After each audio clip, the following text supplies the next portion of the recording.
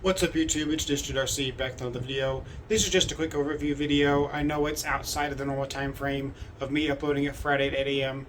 But I figured this was a worthy kind of quick update in light of something I have decided on and changed. So, what this pertains to is the vehicles I've been collecting. So, right here, it says vehicle price, ESC, amperage, motor, servo, claimed range, claimed speed, column 8. I haven't thought of anything for, so that's blank. This is the tech specs for the vehicles. I've done my research and I found everything I can for these vehicles. All 3S, all mini tint scale, and all 4S trucks. But what you'll notice here, there's no longer a 1/12 scale category. What I have opted to do is, if the vehicle is listed as a 1/10 scale on the manufacturer's website, I am using the manufacturer's website as the go-to. I might use price elsewhere, but as far as scale goes, manufacturer's website is the authority. If it's listed as a 10th scale on the manufacturer's website, I am including it in this list.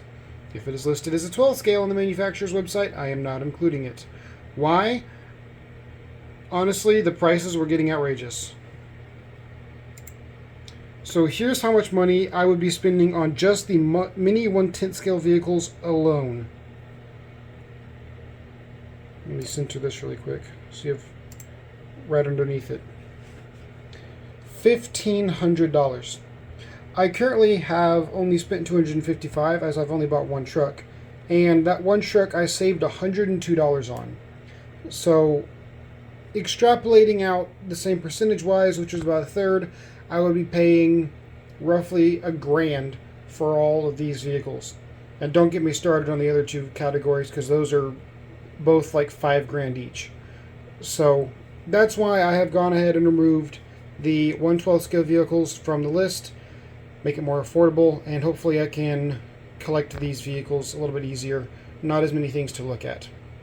The reason that the Kaplan one is highlighted in orange is because I haven't actually finalized the price for it yet, which means going in and figuring out how much it would cost after tax and shipping.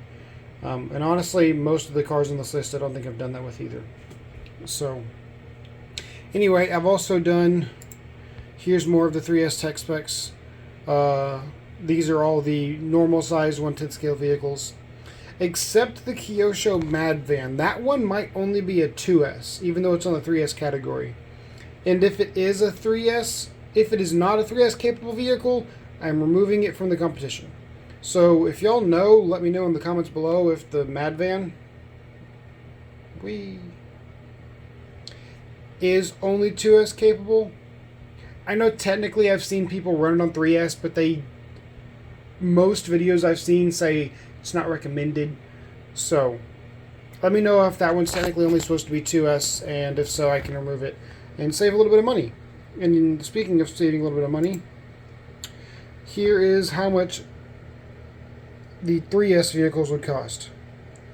Here's how much I have currently spent. So total price, how much I've currently spent on the vehicles, how much money I have saved on the vehicles I've actually bought. And then I go to a comparison chart. This is what I bought the vehicle for. This is how much money it was off of the normal price. So that's how I'm calculating that. And I have actually figured out another category. So here's the actual monster truck category. I've already started filling this in. U.S. parts support. I know some of these cars are manufactured in China, Great Britain, United States, all over the world. So I'm trying to figure out how good the U.S. parts support is. And this is not going to be based on, oh, this one's the best, this one's the worst, and they get points accordingly. This is literally just going to be a 1 to 5 how well, or 1 to 10 how well I think the U.S. parts support is. And then the flip over to the 4S trucks. This one I said was $5,000, still $4,500, but still not cheap. And then also the money I've spent, the money I've saved, same category. Road speed, grass speed, dirt speed, actual monster truck. Again, column 8's blank, hadn't thought of anything to go there. If y'all think of something to go there, let me know. Also 4S tech specs, mostly filled in.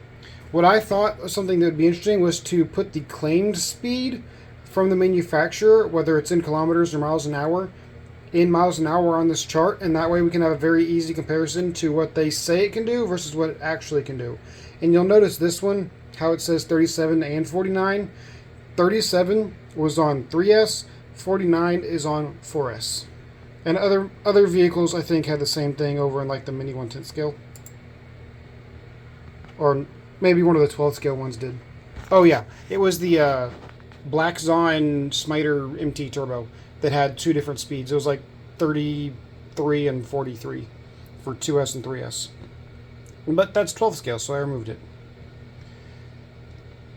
Anyway, that's just a general update overview of things I have currently thought of, what I have currently done with the list, and just where I'm at with the collection. Some of the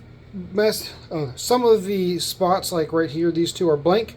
Manufacturer has not listed it anywhere what the claimed range is. Like over here, 3S trucks, tech specs, 0 claimed ranges. Now, granted, most of them are from well-known companies, so they don't really claim a range. But also, not many of the 3S vehicles actually claimed a speed. And then the Traxxas obviously is optional gearing. I can use their chart and figure out what speed it should do out of the box if I like go to their website and go to like the gearing, battery, all that kind of stuff. But like on the box panel, that's what it says, 60 miles an hour.